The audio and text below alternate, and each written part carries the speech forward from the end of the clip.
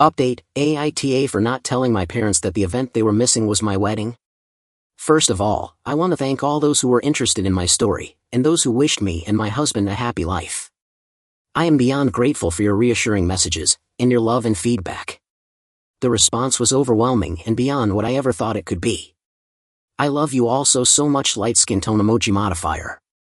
To those who believed my story was fake, I want to say that I'm happy your family life is better than mine, to the point of thinking of my reality as a fantasy, but I'd appreciate it if you stopped harassing me in DM, claiming that I'm writing a fake story for attention. If I've missed a few details in the OG post, it's because I was overwhelmed and crying my eyes out because of my family's harassment. You are not forced to read my story, or think it's true, but I think keeping the smallest amount of decency would be nice. Oh, and before diving in the update, let me clarify a few things. Yes, the invitation specifically stated it was a wedding. No excuses. My maternal side of the family didn't come to the wedding. I'm sorry, I didn't make that clear in the OG post. Most of them were busy, and the others just gave me excuses to send a gift but not come. That's it. Don't ask me why they didn't discuss my wedding with my mom, it's not like I live in their brain. My mother's atonement is the fact that she apologized via text. Skull. Now on to the update. Things have been a little crazy this past week. I got off of Reddit for a couple of days, to gather my thoughts. Then, I had a lengthy conversation with Lucas about how to proceed. He's been my rock, and I don't think I could ever love him more than I already do. My parents were always a taboo topic, but he hit me with a brutal reality check that I absolutely needed.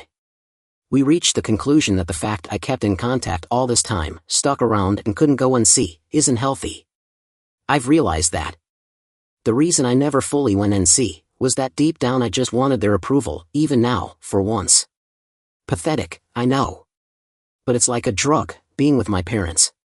They can be loving, funny, caring and warm, until they're not.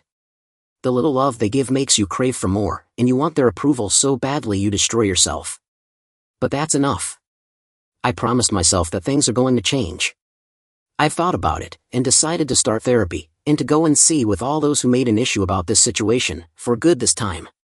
After the days dedicated on reflecting on how I feel, I ended up messaging my father to tell him that, if he wanted to talk, I would meet him, Mom and Mike in a neutral location the following day. He immediately replied and agreed, and we met at the park. My father's sisters and brother accompanied us for damage control. My father looked distraught and as if he had been crying for a while.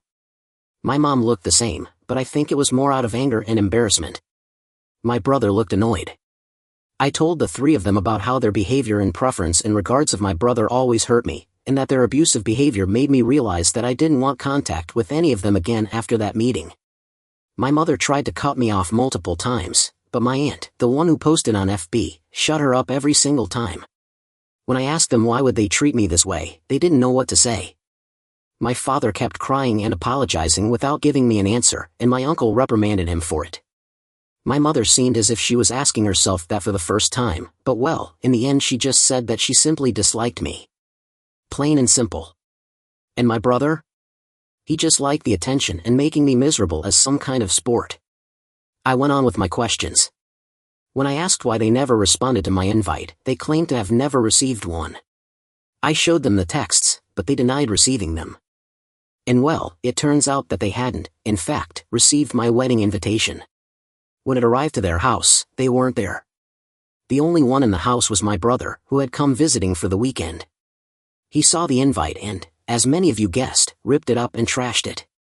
And then, when I texted my parents, he deleted the messages. Wasn't hard to do. According to him, they kept my chat archived and didn't get the notification expressionless face.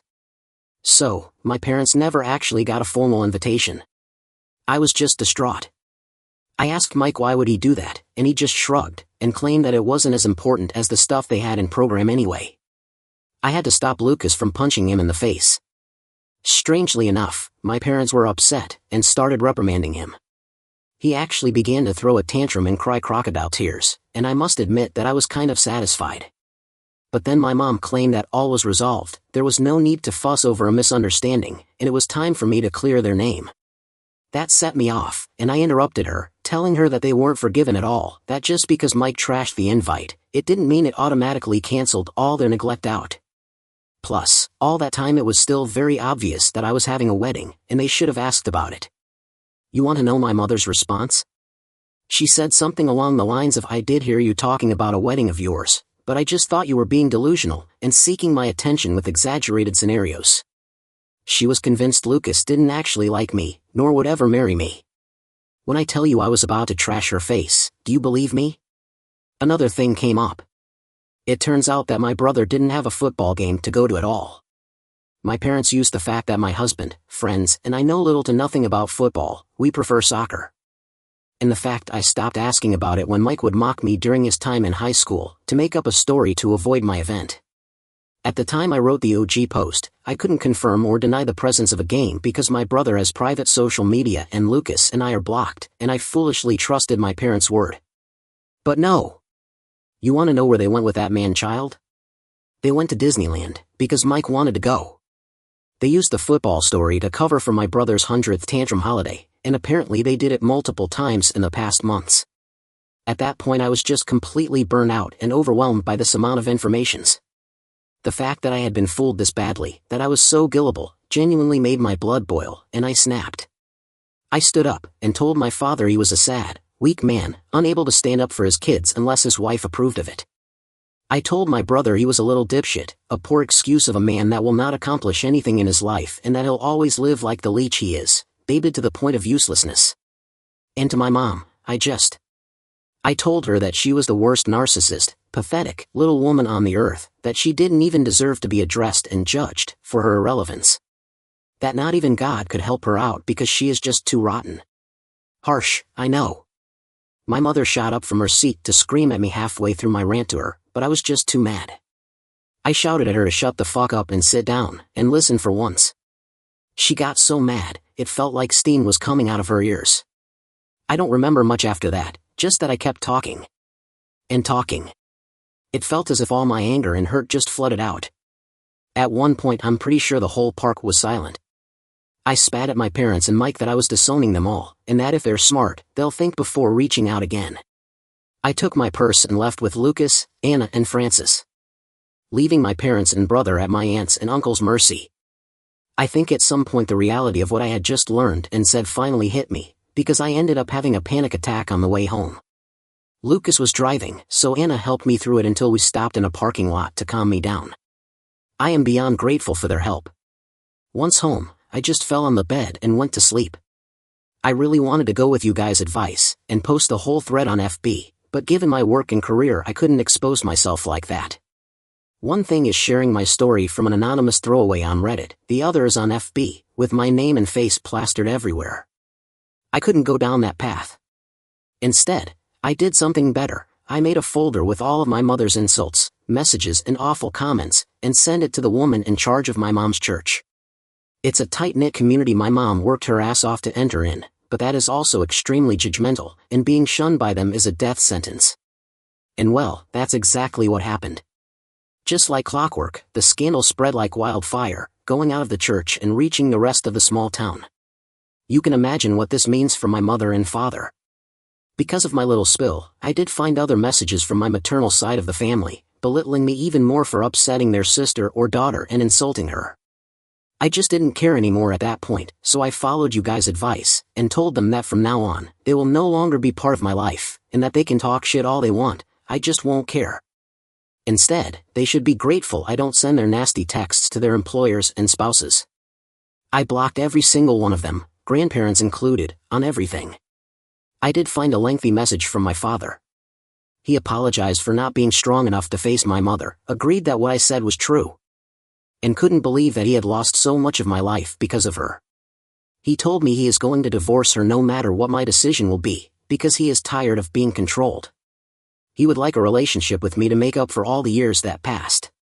I did reply to him, to tell him that as of now I really don't want to see him or forgive him. He has replied that he'll try his best to win me back, and that he loves me. I replied back that, as of now, I find that hard to believe, and then blocked him too. Frankly, his slimy way of trying to have an out from this situation by throwing my mother under the bus is pathetic. At least, she was hateful and owned up to it. He is only able to blame others for his choices. I don't want to surround myself with people like that. My mother and brother are blocked similarly to my maternal side. Mike wrote other messages to taunt and insult me, and I just blocked him. My mom threw herself a pity party for being shunned by her community and for her marriage going into shambles, and I just replied good riddance before blocking her too. As for my grandpa, he has decided to stay with us for a while, to stick by my side. He really is the best, and has read some of your comments. He isn't going to admit that he's flattered by them. Since then a few days have passed, and all has been quiet. Lucas is spoiling me rotten, and I'm starting therapy soon. I know this isn't the drama-filled, revengeful update you hoped for, but well, this is it. I'll let you know if anything changes or evolves. Thank you so much for the love and support you showed me. I think I'm going to log out now. As for now, goodbye.